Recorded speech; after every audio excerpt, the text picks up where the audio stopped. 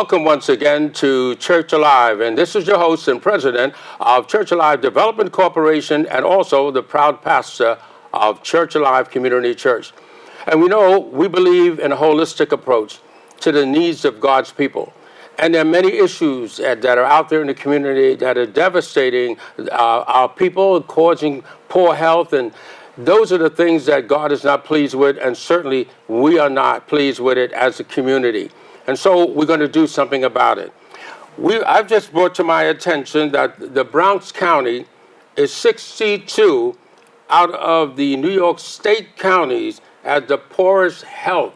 Now, just imagine, we got 62 counties, and we rate last. Now, that's terrible, and something has to be done. And so I have with some friends and partners here with me to discuss that, and they have a solution. Now, we're not going to just talk about it. We're going to take an active role in changing it around. And so we're blessed to have Charmaine Ruddock, who is the director of Bronx Health Reach. Welcome to Church Alive. Thank you. And also we have Sean Butler, Bronx Health Advocate. And we need a lot of Sean Butlers in these days that we're going through, and serious situations are happening, but we have to take a positive approach. But before we move on to getting a better understanding of number 62, not at all, and a campaign that God has blessed us to start to change that 62 around and maybe make it number one in the best health. Right. But to do that, we need crusaders. And so, Charmaine Ruddock, tell us about Bronx Health Reach and what you have been doing, and then we're going to talk about what you're going to do now. Absolutely. Bishop Birkett, thank you for having us. So Bronx Health Reach is a community coalition of more than 80 members right now. We're actually celebrating our 20th year this year. We started in 1999, and as I said, we're now 20 years in. The coalition has its mission to develop a movement of community-based organizations, faith-based organizations, individuals, healthcare providers across every sectors. And the goal and the focus of the coalition is to eliminate racial and ethnic health disparities. What does that mean? That the gap in health outcomes for the people in the Bronx is very wide in terms of every health issue that you look at. And so our drive is to narrow and close that gap so that all Bronx residents, whether they pray here, play here, live here, work here, go to school here, will have optimal health and full well-being. Well, you've already started in the 20 years or more an effort to bring the community together to deal with the quality of health and health disparities. Right. Tell us what you've done with areas like the schools and bodegas and restaurants. How are you galvanizing them to deal with this issue? Right. So when we started 20 years ago, our disease focus was diabetes. And we had as the work that we had designed for us, that we were going to do nutrition education, diabetes prevention education, if people had diabetes, how they could best self-manage their diabetes. But as we worked and did that education, our community partners and collaborators and community residents had said to us, well, with all the education that you're giving us, have you seen, for example, what's in our supermarkets and our local bodegas? We did work with an after-school program. They were concerned that while they were doing nutrition education for the children in their after-school, they were concerned that the schools that those children were coming from were not doing enough. So with all of that, and there's a term for it in public health, it's called community-based participatory approach, where the community basically is driving the change. And so that got us to working in schools. We currently now work in 4 school districts in the Bronx, and with 90 plus schools. We have been working with Bodega Association and local bodegas. We actually co-founded a work group called the Bronx Bodega Work Group, working with a totality of 52 bodegas. We've worked with restaurants, we are doing breastfeeding work. We're working with WIC providers. We, as I said, are working across multiple sectors, all with the idea that we will promote health, healthy behaviors, but also that we will promote the kind of policy changes that will have a larger impact and provide opportunities and an environment that Bronx residents will be able to live healthier lives. Okay, we're going to get back to you on how you're working with the faith-based community, which I'm proud to be a partner of Bronx Health Reach over the years, Yes. and we did some wonderful things. We sure have. And we enlighten our congregants as to what they can do for themselves. And we're going to talk about how we're going to activate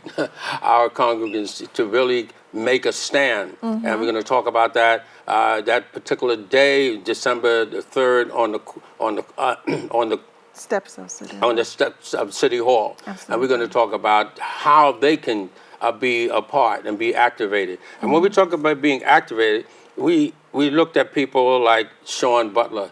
Tell us, as an activist in this area of Bronx health, what do you see and what are you involved in that makes a difference? Well, from what I see it's a lot of, how can I say, like, blaming the victim for being the victim. And, you know, it all does tie into, like, you can do a lot of nutrition workshops, and that's what I have been doing on the ground. Just doing a lot of health education, a lot of work around trying to change the behavior, but it's beyond that. And within that, when Well, you mentioned earlier about natural foods, and I'd like you to explain that to the audience. Well, natural foods are foods that have basically been minimally processed. They don't have chemicals in them. It's you know, like applesauce. That's something that's natural. But when you start getting into a bunch of names that are on ingredients that, you know, you need to have like some kind of advanced chemistry degree to describe, to look up what that thing is, then that is no longer a natural food. You've taken something that was natural and modified it in some kind of way to make it last longer. And that's what our bodegas are filled with, foods that can last for a year without refrigeration, without, you know, anything that would naturally perish within, you know, a reasonable amount of time. What is the response to the community as you go out? It's a lot of people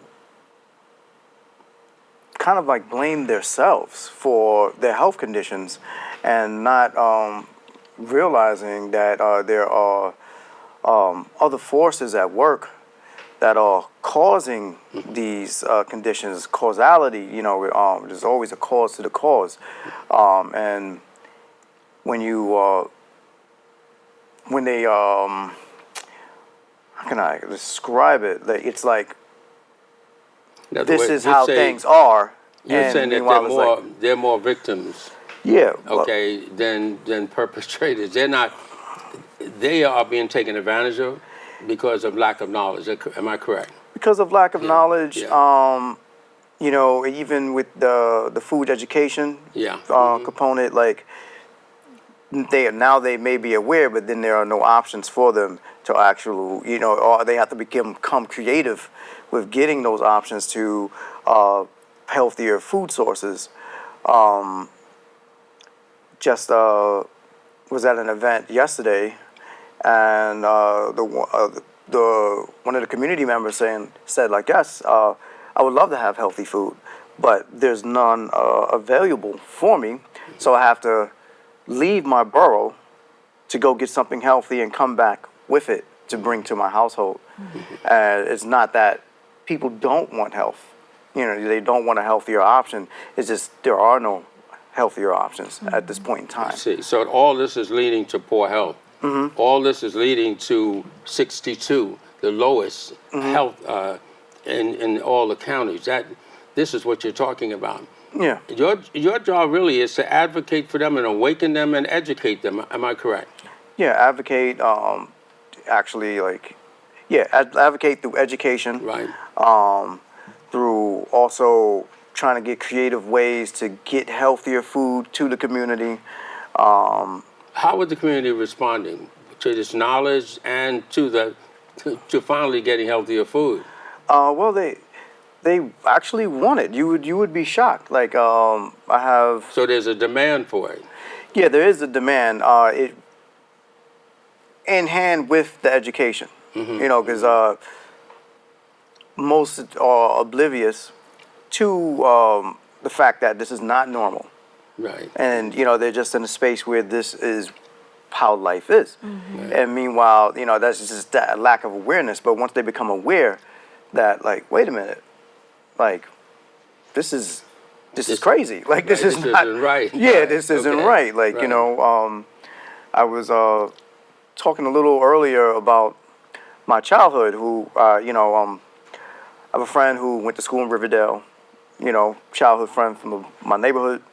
So we would hang out, but, you know, we would go hang out with some friends that he made in Riverdale. And when I get there, and it's in the Bronx, Yeah. and I'm seeing Mediterranean restaurants and sushi and, you know, they didn't have pizza shops. They had Italian restaurants. Like, and it was like, whoa, this, you know, doesn't exist in my neighborhood. Right. But this is normal Right. for this neighborhood. Right. So that's know? got to be changed. Now, I'm coming back to you. Charmaine Ruddock, there's some things that you've been doing dealing in the area of nutrition. Because the whole problem of being 62 is poor eating habits and a lack of what they call initiative by our politicians to address the issue of why the Bronx is number 62 in the area, as far as county is concerned, in the worst category, and that is poor health. Right. That's the worst category, poor health. How? What do you think? I know we've got a campaign coming up. It's December the 3rd. We want everybody watching this program to call a neighbor, call a friend. You got to be down to City Hall if you care about your children. Pastor, if you care about your congregation or your seniors or a nursing home and you're concerned, then your concern has got to be more than just concern. You have to make your voices and your bodies available to make that protest clear that we can't stand this and we will not allow ourselves to be 62. I'm talking about the Bronxites right now. And all those who live in the outer counties, you have to understand that what happens in the Bronx will affect you. And if the poor, it's almost like an infection. If the poor health is there in the Bronx, eventually it's going to be in your county, and then your county, and then it'll be in the state of New York. So you have to be active and you have to get involved. Tell us how we can do that. So we are having, as you've mentioned, Bishop Birkett, a rally on the steps of City Hall, December 3rd at noon. And the intent of the rally is to do primarily one thing, to make it very clear to our elected officials, to the mayor, to the city council members, to the Bronx Borough president, to the governor, that being 62 will not do, it's unacceptable, and that something must be done. And the something that we're looking for them to do is to make the Bronx a priority. Look, when you think of the 62 counties in New York State, the Bronx is ranked 62. Of the 5 boroughs in New York City, Manhattan is ranked 7th, Queens is ranked 11, Brooklyn is ranked 24, Staten Island is ranked 32, and then you have the Bronx ranked 62. It cannot be business as usual. And so this rally is to send out a clarion call, a call to action for elected officials and for our community residents to say it's unacceptable for us now that we realize we're not 62, because by being 62, it means that Bronx residents live sicker and die younger than others. And so this is to say to the people who make the policies, who make the decisions about the factors that contribute to our health, that they need to step up and do something. And if I decided where I was going to live and raise my children, I certainly would not want it to be in the poorest health condition in the state of New York. Exactly. That's something that we've got a reality. Now, the Bronx is booming. We're building more developments and more people are coming into the Bronx. And sometimes I wonder, do they know what they're heading into when it comes to poor health? And I think the Bronx Health Reach and the other partners have realized that. And we're sending a signal that enough is enough. Right. And that the politicians have to now do something about it. That's what we elected them to make changes, all right? Exactly. Now, you've done a lot of rallies, and some pictures are coming up. Tell us a little about these lead-up rallies that you've had already. So we have done a number of smaller things. We've had a town hall because one of the things we keep hearing from people is that not enough people know that we're 62. And so our charge is to disseminate as widely as possible that all Bronx residents understand that the Bronx is 62 out of 62. So in addition to the town hall, last year, October, a little bit more than a year ago, we had a rally on the steps of the Bronx court, again to draw attention to this. We had clergy members there, we had a city council member there, we had people from all walks of life really stepping up and saying why this is so critically important and sending a charge to our leadership that they're expecting this to be done. In 2018, April, we attended a city hall that had the Mayor de Blasio attended that city hall, and we got an opportunity to talk to the mayor about the current status of being 62 and to ask him to meet with a number of the Bronx Health Reach members, particularly those who belong to a work group called the Health Disparity Work Group. The mayor agreed to meet us, and we are more than a year in, and we have not had the meeting with the mayor. We called in to another radio program, asked the mayor about the meeting again. He said he was going to do it, and we have not had it. All right, well, now on December 3rd, we're going to go to him. We're going to go to him. All right, exactly. Now he said something profound and somewhat ridiculous when it comes to why he would not send resources to the Bronx. You want to share? So when we spoke to the mayor about being 62 in April of last year, his response was, he's the mayor of the entire New York City, and so he can't just say he's going to prioritize one borough. And while we understand that on the face of it, the response I have as a parent with children is that when I see one child in need of added resources, I don't love the other child any less, but I know that one child will need more of my resources. And so that's the analogy we want to draw with the mayor, that he is the mayor of all New York City, of the 5 boroughs. And one of his boroughs is not merely doing slightly worse than the others, is doing significantly worse than the others.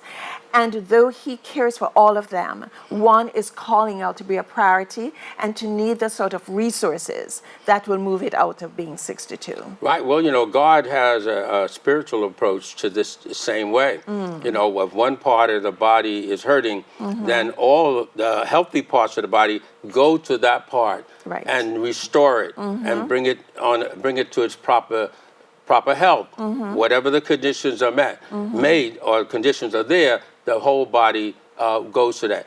Even the way our body is, if I got a cut on my hand, then all of the healing factors rush to that cut. They don't walk away from it because if they do, the hand will die, the elbow will die, the whole arm will die because whatever the infection, it moves right through. Exactly. But the body is put together in such a way that it will rise to the hurt part, to the sore part, and it will bring healing to it.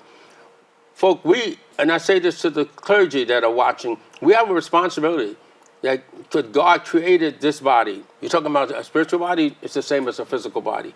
And that gives us a responsibility as clergy to respond. How have the clergy been responding so far? Bronx Health Reach has had this unique relationship with the faith-based community. Yes, you have. From our very inception 20 years ago, the clergy and their congregation have been phenomenal. Bishop Birkett, you alluded to some of the things that we've done with the churches. It was Reverend Robert L. Foley, who was the former pastor of Cosmopolitan, who led last year's rally. It was actually his designation, 62 will not do, which is our rallying cry. Before God took him home, Exactly. he left it. And so he left the charge. Right. Yeah. He and other clergy members spoke powerfully. I mean, they more than anybody else, because they are the ones with their congregation members who come from the Bronx, who see the sickness, right? I remember years ago, one pastor talked about how he had to adjust his pews to accommodate how many of his congregation members who suffered from diabetes had lost limbs and now needed wheelchairs. He had to adjust the pews to now make way for those wheelchairs. So our clergy leaders and other leaders of faith-based organizations have been on the forefront of this fight with us. Years ago, it was the clergy members who rallied and got 500 members to go to Albany to talk about the Bronx as a priority. Right. You were a huge part of that. So they have been enormous, and we continue to rely on them and actually are looking for more of them to come out and support this rally, because clergy have a powerful voice that everybody listens to. This is a life situation, you know. I know my first support by Bronx Health Reach was that I lost my sister from diabetes, and that because the treatment was poor, and that's one of the major problems in the Bronx is poor health services. And then I lost my father, the same diabetes, and then I lost another relative, a brother, diabetes. So and it's. You said, well, how, these people should be still living now. There's no reason, and the mortality in the Bronx is getting worse. It's just falling, you know. And so this is an urgency. That's what I'm saying right now. That you activate yourself and tell us more about this rally. So as we have said, this is a rally that we are going to the mayor. We're having it on the steps of City Hall, December 3rd at noon. We want as many people to come out, lift up their voices, lift up this issue. Elected officials pay attention to their constituents, and we feel if we have a fantastic showing, we will have this rise to the level of their consciousness and their awareness, and then be able to meet with us and identify how they're making the Bronx a priority. All right, when I'm looking at the list of what 62 means, it means low birth weight. Right. It means air pollution. It also means unemployment, because healthy people go to work. Exactly. Sick people stay home. Right. Okay? Diabetes, and you can say that in big letters. And then we have asthma. We have obesity. Exactly.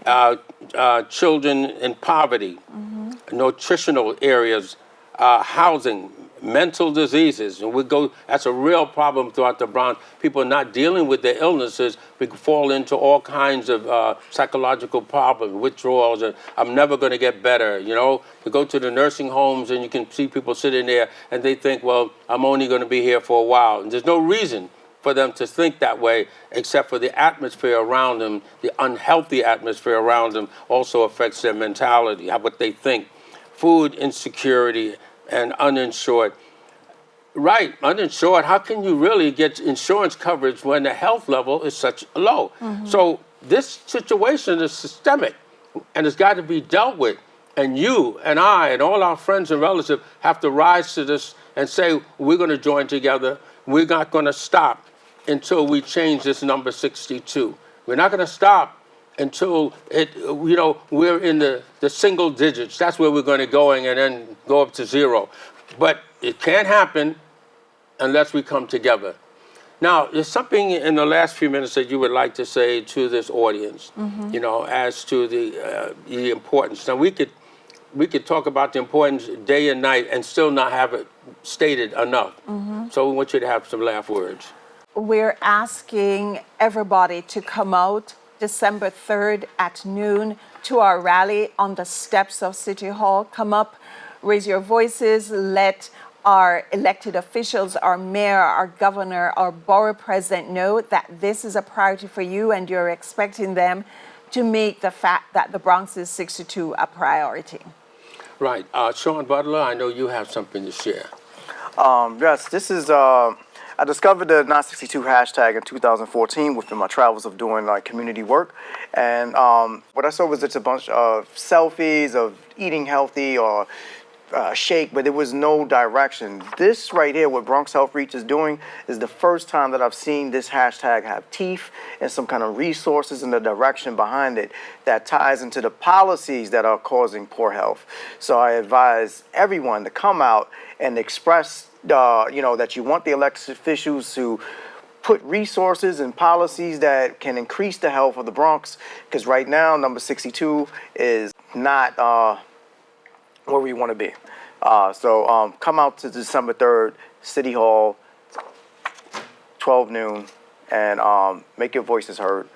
Okay, well, we got that offer, and it's time for you to respond. Now, we'd like you to call your politicians, because coming up on the screen, you're going to see all the names, telephone numbers, and the first call you're going to make is to the mayor of New York. In closing, we want you to know that this is something that God would want you to do. He said, when you've done it unto the least, you've done it unto me. Giving us scripture to let us know that we have a responsibility. And I say that to the religious community. And so, as we close, we thank you for allowing Church Alive to come into your homes. And we want to always tell you, as we close, we love you with the love of the Lord. God bless.